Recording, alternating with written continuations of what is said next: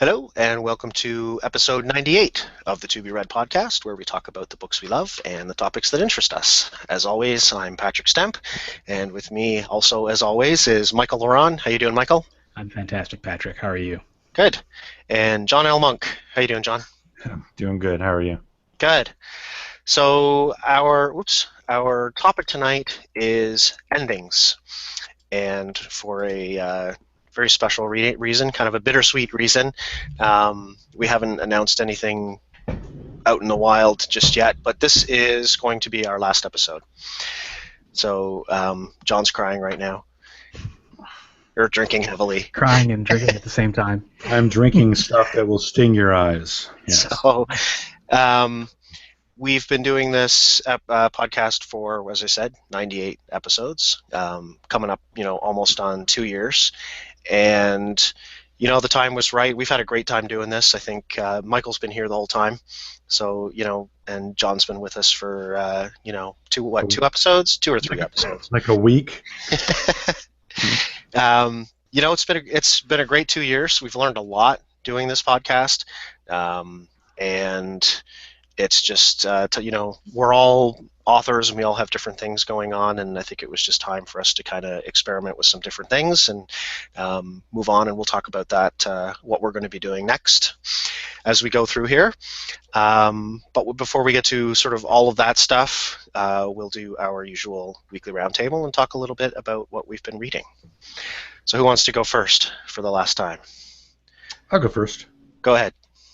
All right. So I haven't gone back to The Girl with All the Gifts despite loving it. So that should tell you something. Just because I move away from a book for a while doesn't mean I don't go back.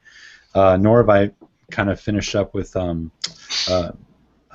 Disappeared, I believe. Mm-hmm. Although I'm truly intrigued by it. It was pretty good. What I actually picked up was a book that I've been dying to pick up, which is really it's basically a good Stephen King book that reminds me of how much I like The Long Walk. So I picked up The Shining, and I will tell you, The Shining is every bit as slow as hold on, there's a hook in there. Every bit as slow as that vampire book, except for being really frigging good. I'm loving the slowness. This harkens back to back in the days when I just loved the bigger the book, the better. And I'm just loving this book to death, and I can't get enough of it. The Shining is a masterpiece.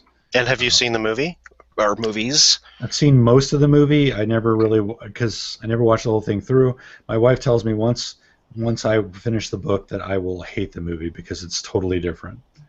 Yeah, I think Stephen King hated the movie too. At least the original. I'm not too sure how he feels about the. Yeah. They did remake it, didn't they? I thought they did. They did. They made some sort of I think it was a miniseries or something like that. I might be wrong about that. I know they remade it though. But I do like Jack Nicholson's kind of acting in the movie, because who doesn't like Jack Nicholson? But the parts that I saw, I didn't watch it like beginning to end. I don't know how I saw parts of it, but the point is that I liked it. What I saw, I was like, oh, this might be a good movie one day. It was always just on the horizon. So that's it. Okay. Cool. How about you, Michael? Yeah, I was going to start The Disappeared, but I didn't end up doing that. I finished Discoverability by Christine Catherine Rush. I reread it a second time, as I'd mentioned last week. So, I guess we can talk about this a little bit later, but I'm re-envisioning a lot of my business goals as an author.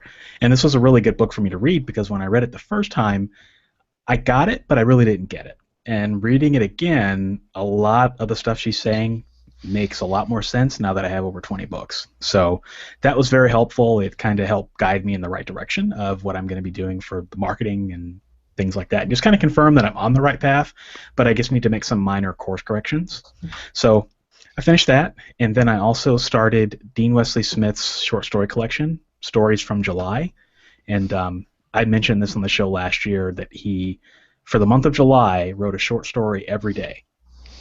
And basically put those together and put those into a book. And I loved his book, How to Write Fiction Sales Copy, which was the nonfiction of how he wrote blurbs and book descriptions for each of those stories and how he did the covers. So it was interesting to read the stories now. So I read the first story, and it was called Dead Lady Blues. And it's about a woman that, it's a detective story. A detective walks into an apartment, finds a woman who's dead. She's been there for 2 days, and she's died completely blue. And he has to figure out how this happened and who the killer is. And it's got an interesting twist at the end, and I find myself liking it a lot. And it's really great to see a lot of the stuff that he recommends in his courses at play in his fiction. So that was, I think that took it, knowing, because I know a lot about Dean Wesley Smith and what his philosophies are, that was very helpful for me. And I think maybe I saw the story on different levels than some people would have seen it. So can I add something? Yeah. I'm a huge fan of Dean Wesley Smith and Christine Catherine Rush. Whenever they write something that's nonfiction, I will pick it up and I will read it and I will get stuff out of it. That said, there are some critiques out there of KKR, and I won't get into them. It's not so important. What I really wanted to say is you need to listen to this episode of the Author Biz with Stephen Campbell, where he has Annie Belay on. It is one of the most inspiring stories for indie authors because it's like indie author makes money through perseverance and rethinking brand in a non-romance. It's like my favorite version of podcast for indie authors. And yet she also had some criticism of Dean Wesley Smith and Christine Catherine Rush, which I kind of agreed with. That said, I love those guys and I think that they're brilliant. And I haven't done a zilch of what they've done in their life, so that's all. What was that? Listen to the episode now. You got me. What was the author's name again? Annie Belay. Yeah, she wrote the 20-sided Sorceress, which is a freaking beautiful name. What a great name! It's got gaming stuff in it too. Yeah, I've read her. I've read some of her short stories, and I really enjoyed them. She's been published in Lightspeed, I think, and science fiction and fantasy. So she's pretty well decorated. Yeah. Yeah. So. That's my week. How about you, Patrick? Final round table. Yeah, so I finished up Chris Fox's Destroyer, which is the book that he did his like a write a novel in 21 days thing, sort of the book one and what's probably going to be a trilogy. I enjoyed it a lot. It's space opera. It's fast paced. It's got a surprisingly, I think, sort of deep world, like considering the time, even not considering the time constraints he was dealing with, he created an interesting, sort of cool little universe for these characters to live in. And it's a quick, fast-paced, short chapters, just kind of get in, get the action, and get out sort of thing. And I'm looking forward to reading book 2. It was good. Yeah, I checked out the sample. It reminded me a lot of Star Trek. Oh, just like the way the characters spoke and. Sure. Like the terminology and stuff. So I'm looking forward to reading that one. I have it on my Kindle. I read the sample. It was pretty good. It's funny to look at reviews for something like this too. Chris is, he's a self-published author and he's a great guy and he's putting himself out there. If he had just written this book in 21 days and not told anyone and just put it up there, the reviews would be what they are, right? But you get some negativity from people who are like, well, this book is terrible, and how could it not be? He wrote it in 21 days. I could never write a book in 20. I would never do that, right? You get some of that snark, right? And I'll be honest. There's a couple little things, but I mean, there's nothing in this that jumps out at me. There are maybe a couple more typos than you might expect. But not terribly, not terribly much. Like one more quick editing pass would catch these things, just little things. I've been finding typos in The Shining, by the way. Well, that's just it. That's the point. Like, you go spend $30 on a hardcover by James Patterson, and you're going to find typos, right? So, it's nowhere near the level that we see in some books that haven't, even been proofread. So. Anyway, I enjoyed it a lot. He deserves, some kudos for, not just putting himself up there as far as writing a book, but opening the door, kind of like the self-publishing podcast guys have done in the past with Fiction Unboxed and things like that, like opening the door or the window and letting us watch and being brave enough to kind of let us see that with, warts and all kind of thing. and so I finished that, and then I cracked open my Sherlock Holmes collection and read the first book, The Study in Scarlet. Have you guys read Sherlock Yes. Holmes? I've read that one. Yeah. So I enjoyed it a lot. We talked about this a little bit before. The language is just fantastic. The writing is amazing. It was not at all was what I was expecting in the second half. So the story is broken into two parts. So we've got the mystery, and this is the first book. So this is where Watson meets Holmes for the first time, and they move in together. And You're breaking up. and then we get into the second half of the story, and we get this long, detailed backstory of an exposition of what happened 20 years ago leading up to this case. In the United States, right? Yeah, it's with the Mormons in Utah. I hated that. I hated that part. I didn't love it, but it was interesting. It was all exposition, 90% exposition. But it was so well written that I still found myself engaged with the story while trying to figure out what the heck he was doing. I'm like, what happened to where did the story go? Like, at first I didn't understand what I was reading, but got through it, and then back to present day with Sherlock and Watson, their present day, and got back into it. So it really does pull you out of the story, but I enjoyed it a lot. The writing kept me going for sure. I'm going to start reading the next one, which is the Sign of Four, I think. So I'm slowly working my way through the complete collection, and He doesn't do that very often, by the way. yeah, I wouldn't think so. It's boring.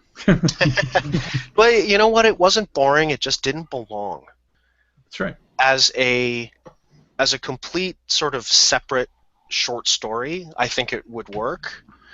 This tale of betrayal and revenge and all these things that were going on, it just didn't fit in this story so well. But highly recommend reading. I mean, I think there's a reason people are still engaged by this character, and there's been TV shows and movies, and there's a reason for it. And I think one of the reasons, aside from the character just being cool, is that people still engage with it is the writing. That it's just so well done. So that's my reading for the week, and we can move on and talk about endings. So I don't think we're going to talk too much about actual story endings, but we can if there's any particular ones that you guys have thought of that you wanted to mention.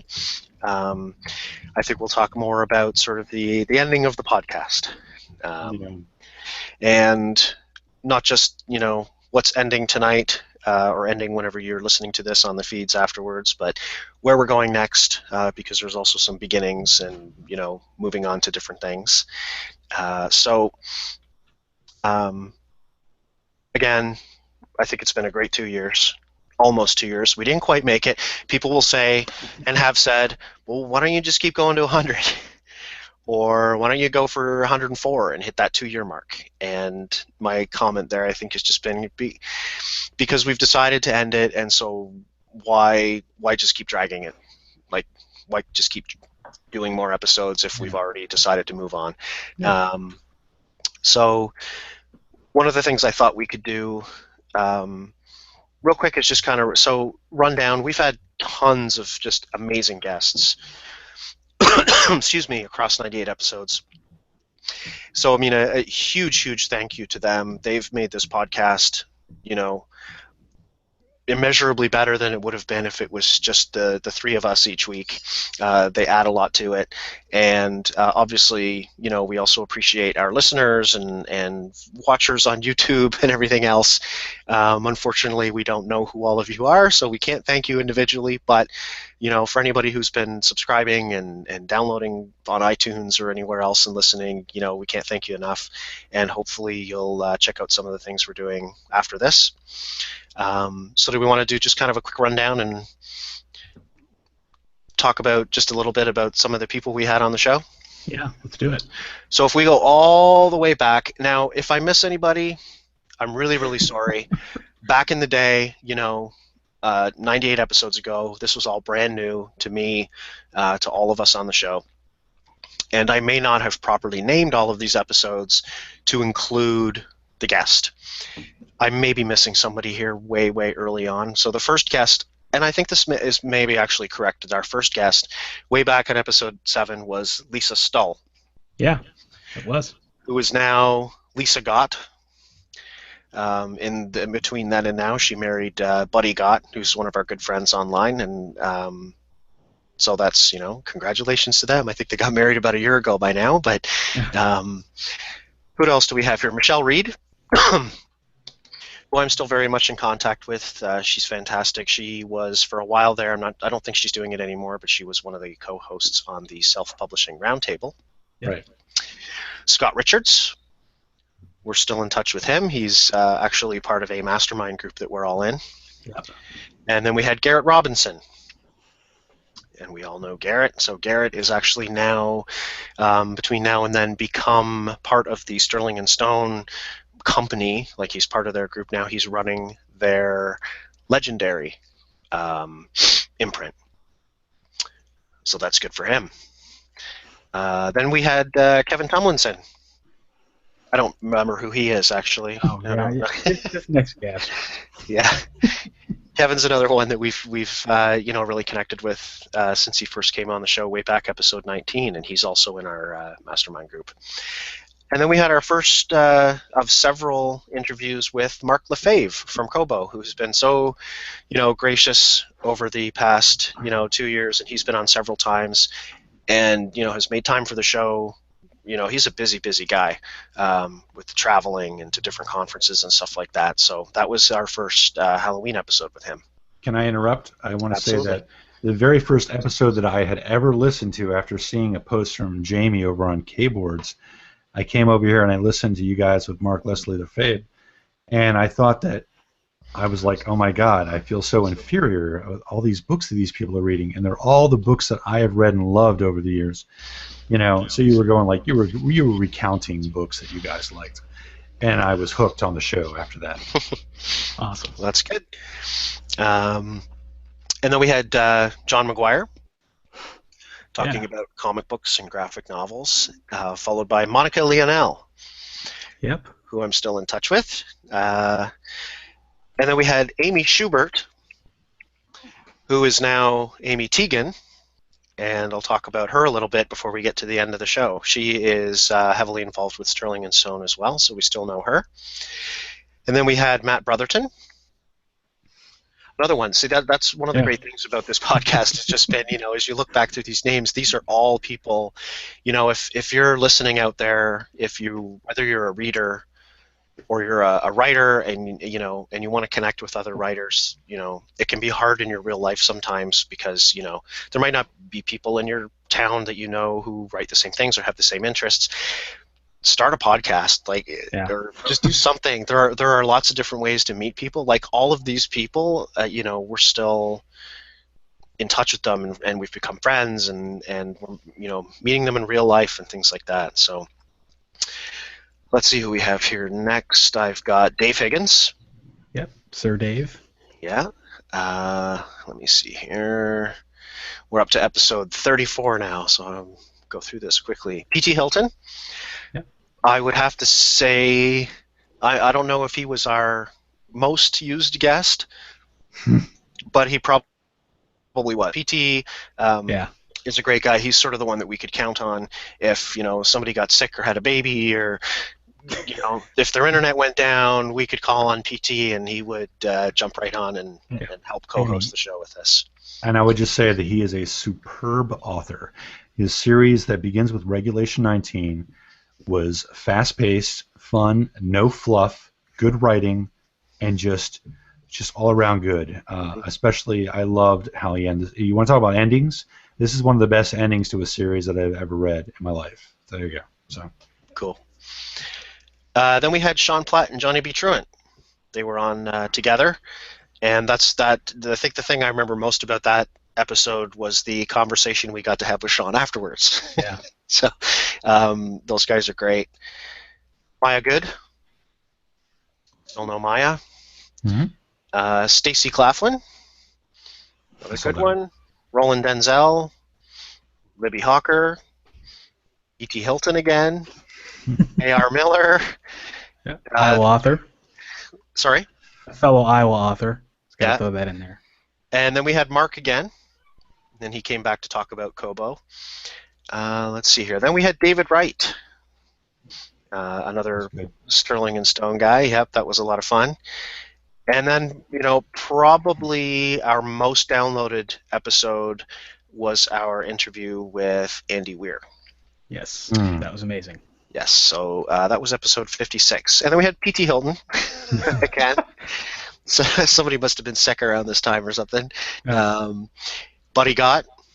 Yep. Kevin Tomlinson again. P.T. Hilton. Goodness, I don't know what was going on there, but thanks, PT. I think that's definitely makes him our most appearing guest. Then we had, I don't remember who John L. Monk. I don't know. That was around episode 62. That's probably the least downloaded episode in history. And then Brian Cohen.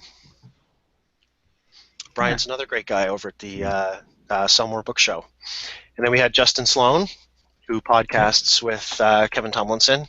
And he's my writing partner, and we're coming out with a new series here later this year, so another connection.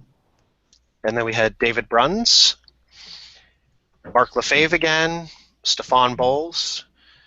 This was back when we were talking about the Tales of the Apocalypse series that was coming out, and so we had a few guys who were involved in that collection. Chris Porteau. Then we had Kevin Tomlinson and John L. Monk on at the same time. H.G. Howell. And then we did our, so around episode 80, we did our John Catches Up episode. So that was, by then, John had officially joined the podcast, and we did some quick-fire questions with him. And then we had Stephen Campbell, whose podcast John just mentioned a few minutes ago, The Author Biz, and his other podcast is... the mystery one, the Crime Fiction FM. Yeah. Right, Crime Fiction FM. There you go. I was on there one time. It was cool. Then we had Zach Bohannon. I like it. So he's got another podcast, the Horror Fiction Writers Podcast with Jay Thorne. It's a Horror Writers Podcast. Horror Writers Podcast. There you go. He's cool. Yeah, and that's a good podcast too. David Wright again. And Anais Concepcion. Yep. Which is a good one. And that's it. Is all the episodes. It's crazy. Like, you mentioned those guests, and it just seems like yesterday. Like, it just kind of seems like yesterday we had Dave Higgins on. Like, that, I was like, when you said that, I was like, wow, that was early on in the show. Well, it's weird. You think back to, and you're, Dave Higgins, and you're like, oh, I don't know why we never had Simon Canton on, right? Yeah. Like, there's lots of people that we would have liked to have had on the show, and just never got around to, or they weren't available. I mean, one of the things with Simon would be that he's in a massively different time zone. Yeah. So. Anyway, great batch of guests. They really did. Hopefully that wasn't too boring for anybody for us to go through that list. But I will mention one of the things I wanted to say, too, that is if you were a guest on the show, so I store these podcasts on a host, and that host, so we use Libsyn. If you're thinking about starting up a podcast, I would highly recommend using Libsyn as your files. Like, they have just been absolutely fantastic. I'm going to continue using them. They're just very responsive if you ever have any problems. They can help you get stuff done, but you have to pay for it. And when you shut down a podcast, at which I'm not going to do like this tomorrow or anything, but eventually you may find that these episodes are no longer available. So if you were ever a guest on the show and you want your episodes for some reason, just send me an email and I'll, I can email them to you or put them up on a Dropbox folder or something. If you were a fan of the show and there's an episode that you particularly liked, you know, again, send me an email. I don't know that we'll be checking the TBR podcast email quite so often as we would have in the past. You can always email me at, I'll give you my email address. It's Stemp, STEMP, ADWS @gmail.com. So if anyone wants to get in touch with me on Gmail, kind of outside of any of the websites that we have, if for some reason, you really got a kick out of the Andy Weir episode and you want a copy, just let me know. I'm happy to send anybody sort of any of the stuff that they want coming out of this. And as I said, that also obviously goes for our guests. If anybody kind of wants their episodes or anything else, just let me know. We might end up throwing it up somewhere, and then we can take it down off the feeds. And of course, the YouTube videos will be there probably forever. Yep. And we should probably mention our co-host history as well. Like we started with Archer, so Archer Caldwell, right? And then a little bit on can't remember how many episodes it was, but we did do then we had Jamie Maltman. Yeah. And then we have I can't remember who we had after him. Yeah, I think we had no one. It was a stretch for it was maybe about 2 or 3 weeks where we had no one.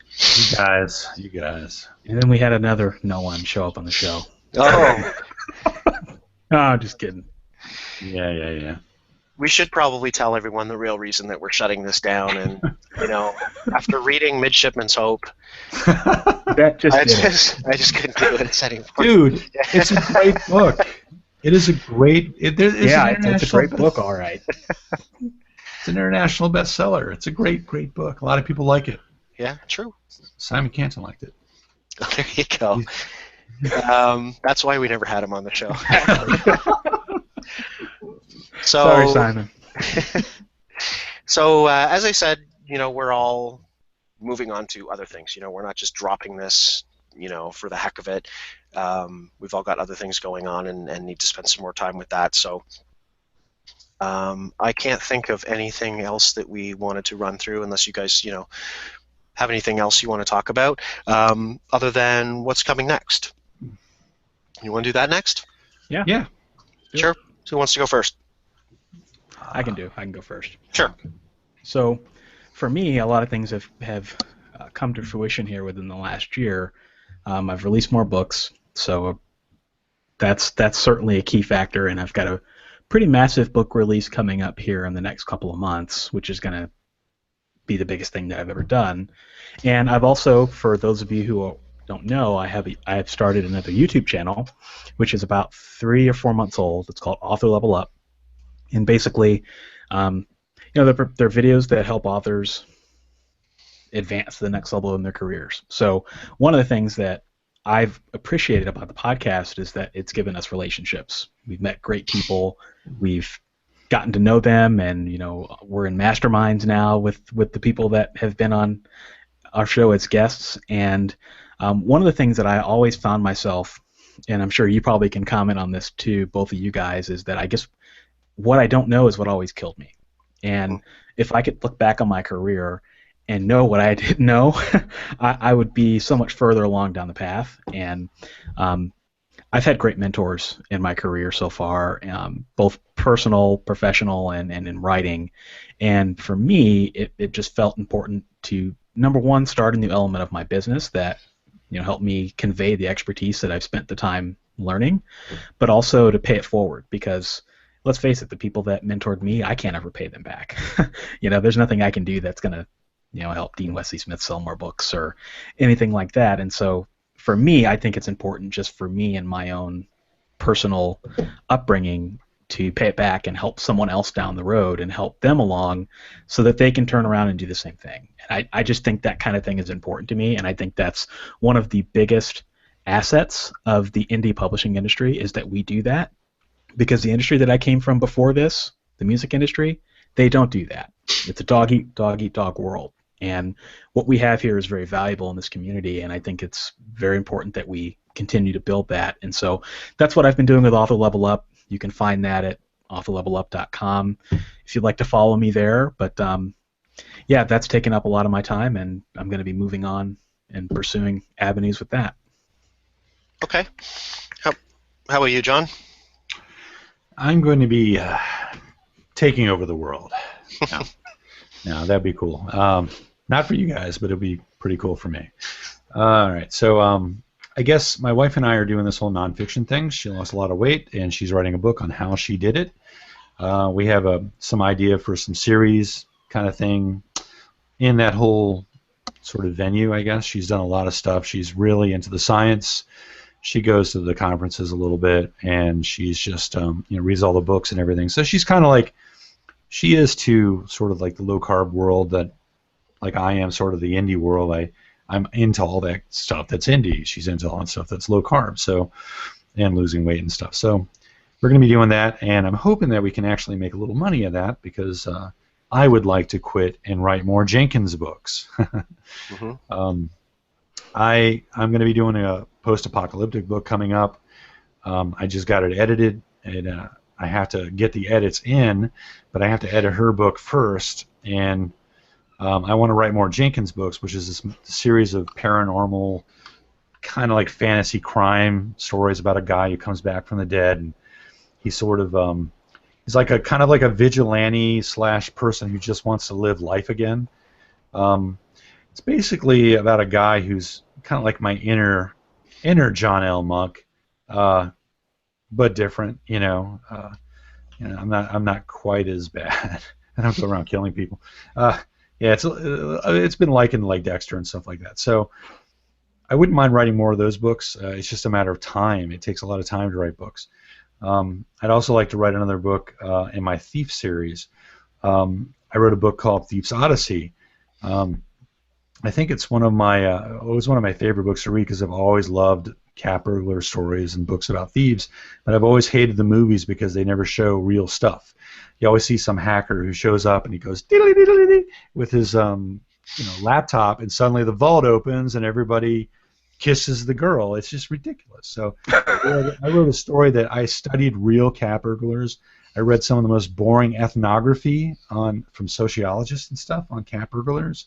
I read biographies. I watched YouTube videos. I got stuff clandestinely on the internet, and I interviewed locksmiths. I really went crazy on that, and it takes a lot of work, but I can't do it if I'm not full time. So I'd like to one day get back to that, and I hope my wife can kind of really knock it out of the park.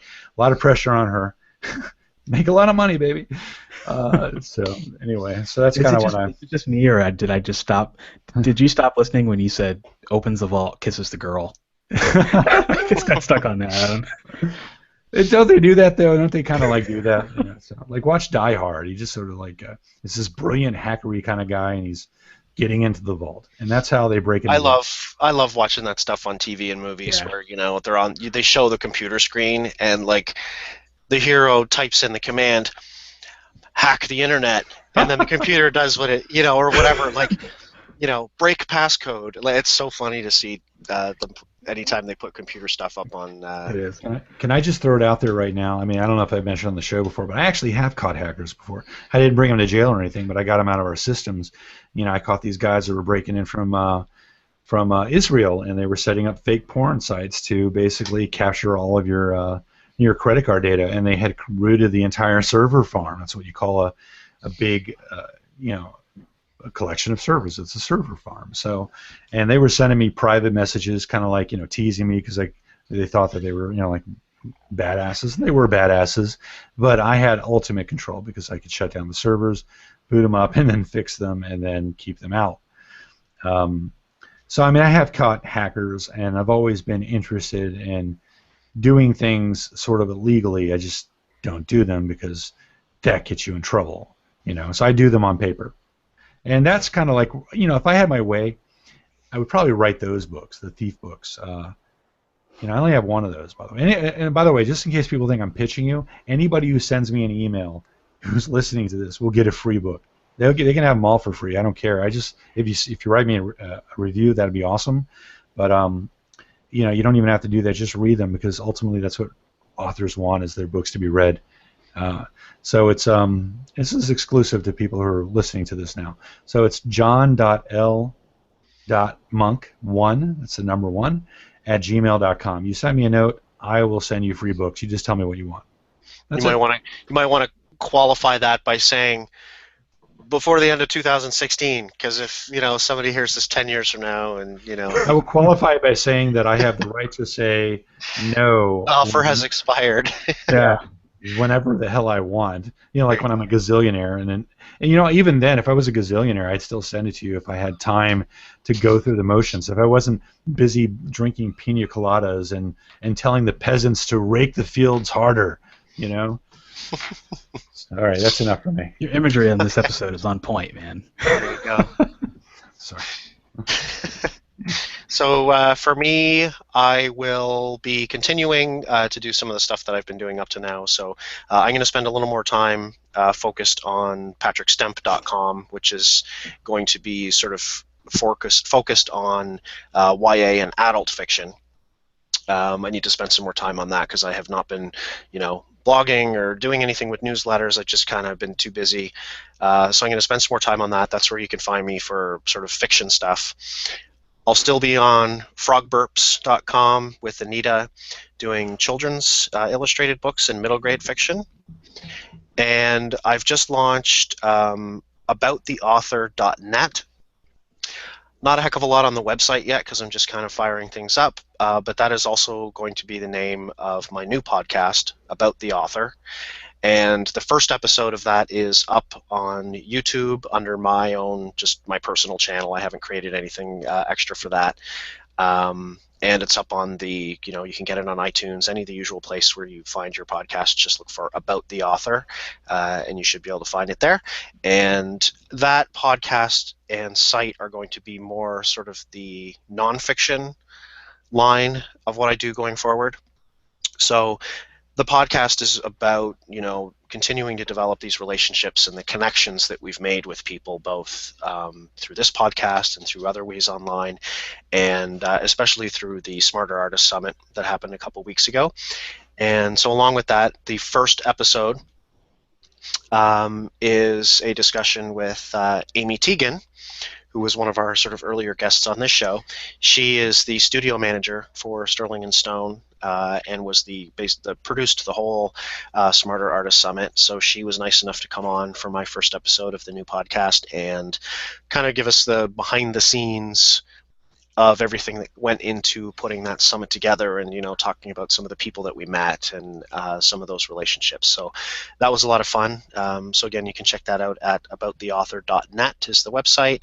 Again, there's nothing there, but if you're interested in sort of the nonfiction sides of things, that site will be growing over the next few months, and the podcast is already launched, so you can keep an eye out for new episodes there. And I'm sure at some point you will see the three of us podcasting in different combinations. Obviously, if he's willing, I'll have Michael on to talk about what he's doing, and we'll get John on there sometime to talk about his books, and so you'll definitely be hearing from all of us singly and in pairs, and who knows, maybe someday even as a trio again. I'm continuing to write. That's going to be my main focus, is the writing as well. So let me see. I think that's pretty much everything I'm going to be up to. And with that, I guess we can wrap things up. So any final thoughts, John? I guess nothing really, other than the fact that maybe I want to try to continue with my reading aspirations for this year. One thing about being on the show is, I'm at a point in my writing career where all I want to do is write and edit and write and edit and write and edit, and yet I was presented with this opportunity to read more, and it's important to read, but dear Lord, it's I don't read that quickly because I'm always paying attention as I read to like how they write it, like where they put the comma, how they kind of like make this transition and stuff. So I slow down quite a bit. So it was kind of tough, sort of coming up with and trying to always have something to say. Yeah, I read this new thing, and I don't think I did that to my 100% satisfaction. But I do want to kind of recommit to getting the reading in because I truly enjoy it. It's just I got to keep my priorities straight and make sure I give time to everything that's important. That's it. Okay. Yeah, I Anything? agree. Yeah, I was going to say I agree. That has been, I think, the biggest benefit of this show for me is that it has kept me reading, because I found that the more I publish, the less likely I am to read, because there's so many other things that need to be done. And one of the great things that I loved about this show, and I think it's going to be a challenge for me moving forward, is continuing to have that reading accountability, right? Having that element there, because as Stephen King said in On Writing, which is the book that we've all mentioned on this show 1,000 times at least, if you don't have time to read, you don't have time to write. And I think all three of us, and you could say the same thing about Archer, and you could say the same thing about Jamie, is that all of us probably read more than your average author. And I think that's something to be proud of. And it's something that I look forward to continuing moving forward. And it's just been a great show, and I've loved every minute of it. Okay. Yeah, the reading thing is big for me too. That's also something I'm going to have to keep up with, and not just books. For me, it's just about the consumption. I want to tell stories, and the way we are all telling our stories today is through writing. But I also love consuming story, and not just through reading digital or paper books. I want to sort of try to consume more story in different ways too, and to talk about it.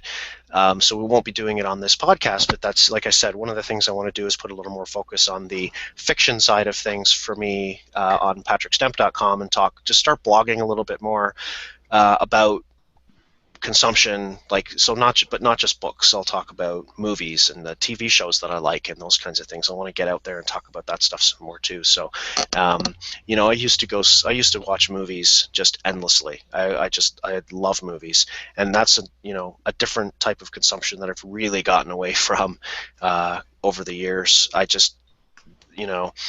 Part of it is the movies that are coming out.